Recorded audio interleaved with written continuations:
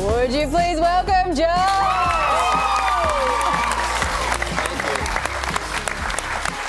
Now, Joe, if we just focus on that video that we were just looking at, the Jimmy Fallon performance, can you confirm or deny whether or not those are your sisters who are doing the backup vocals? Those are my sisters. Yeah, that's Kate and Emma. Those are my two sisters. Really? Yeah. Are they as musically gifted as you? More, I would say. Yeah, they there's Emma. Yeah.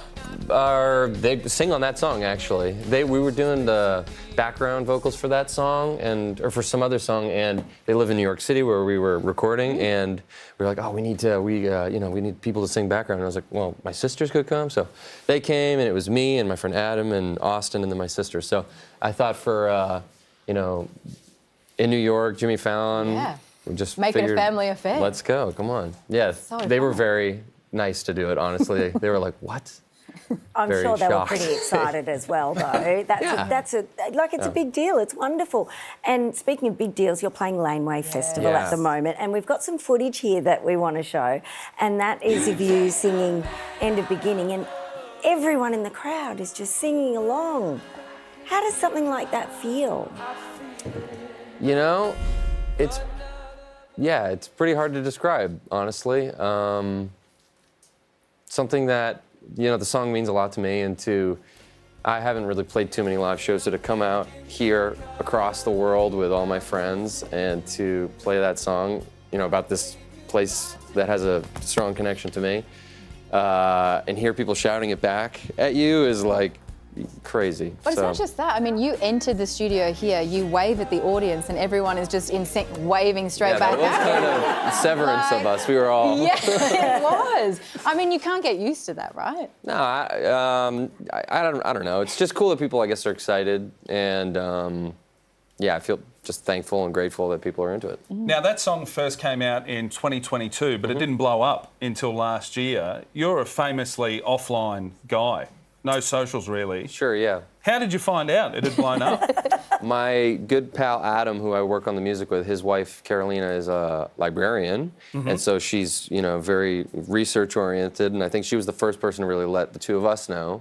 But I was away, kind of unplugged, doing this other recording trip, and I would get texts from Adam every day, and it'd be like, "Hey, the song's doing pretty good." Still good. Hey, the song's doing really good today, dude. The song is doing very good. So that was pretty. Just more and more smiley emojis. Yeah. This is great. Yeah, exactly. Now, we can't ask you about the final season of Stranger Things, but while you're here, how are you feeling about leaving Steve Harrington behind? That's a good question. That didn't really dawn on me until the final day that we were working on the show, and it is sad. That's been 10 years of my life, and I've made so many good friends on that show, and people who will be an important part of my life forever. So we'll see. It's still kind of sinking in, I guess. But I'm very excited for this upcoming season. I think people will really like it. Will you get texts about it as well? Stranger Things going pretty good. It's coming up. Joe, it's looking good. Yeah. Joe, can you explain the name thing to me? Because Sure. you've changed it, or it's a stage name with a D, but it's still Joe. Yeah, it's still Joe. When I was releasing the first album, which was just kind of like a bedroom, recorded it, was putting it out, I was kind of thinking, like, what should I do?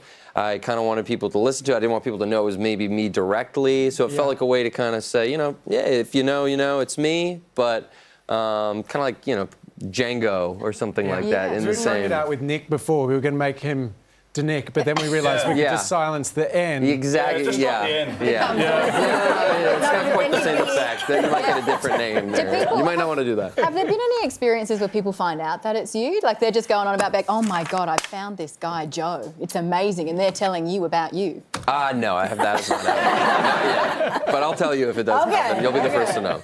Very quickly, you're about to release a new album. It's got a very cool cover. The question is, thank you. Hanging out the window, is that Joe? Here's me, white suit. Is it actually you? That's me, yeah. I have a harness on and I'm hanging out this window and I had to convince a lot of people to let me do it, yeah. Okay. So you do your own stunts? I do my own stunts. Oh. The one you all wave back, he's a dreamboat. Yeah. What can't he do? I don't think there actually is anything. Or Joe's new album, The Crux, comes out on April 4. You can pre-order a copy of it right now. In the meantime, you're allowed to go totally wild now. Would you please thank Joe? Thank you. Denai.